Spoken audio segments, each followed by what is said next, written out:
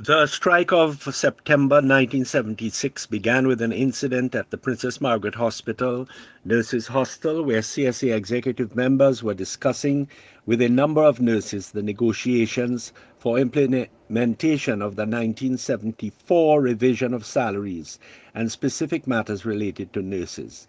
The Minister for Health and others broke into the meeting and moved to evict the CSA officers from the hostel.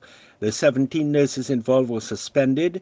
A 6-day strike began, which was supported by the entire civil service and resulted in the commencement of new rates of pay.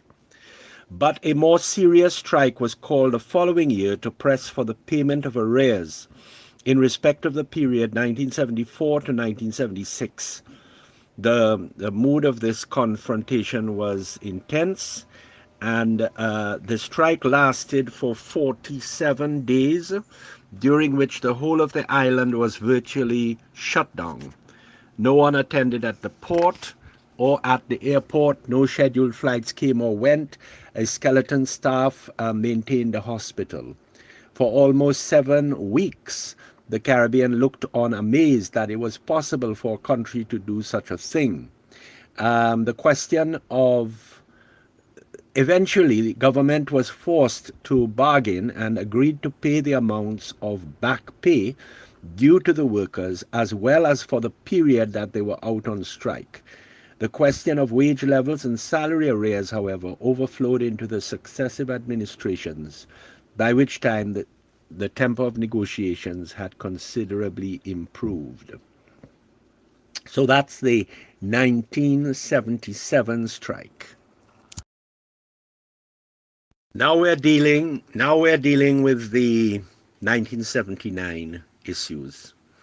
Um, the government faced warnings from the Dominica Civil Service Association during May of its refusal to make further concessions in its negotiations for wages and salary increases. The civil servants intended to strike as from 1st June in demand for what government estimated would be 16 million, or 4 times the payout in 1977, following a 47-day strike. Now the civil servants warned of the longest ever strike. On top of this, there was an island-wide protest against 2 controversial bills to be tabled in the House of Assembly on May 29th. The Industrial Relations Amendment Act was aimed at severely limiting the right to strike among civil servants and workers in essential services. It sought to prevent persons from giving financial assistance to striking unions and workers. It was to establish a permanent tribunal, which the unions were against.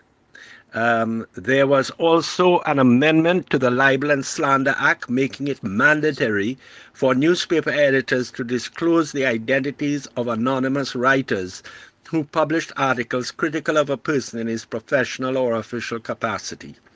This was aimed mainly at protecting Leo Austin, who had been facing widespread criticism in the local press over his foreign deals and his handling of official duties. After 2 weeks of intense campaigning by opposition forces, some 10,000 demonstrators appeared around the House of Assembly at government headquarters on the morning of May 29th. So that is how the whole thing proceeded, and it's a long story to go into the arrival of the Defense Force and the shooting of Philip Timothy and all of that issue. Fred Degazo, the president, escaped from the island on 11th June without informing anyone. Then they had a constitutional crisis in the effort to try to reform a constitutional government and reappoint a president. There was a committee for national salvation chosen from various bodies representative of the society.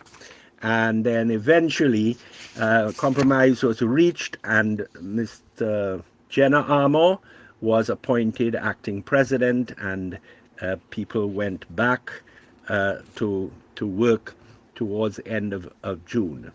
On the 21st of June, essentially, the matter was resolved.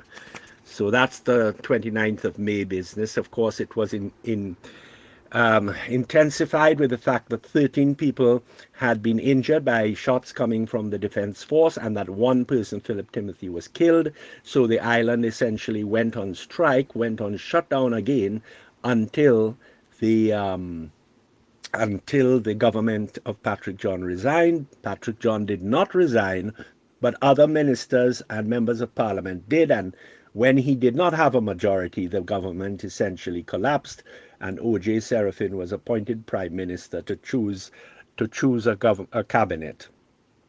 So essentially, that strike lasted from May 29th to the 21st, 22nd of June 1979.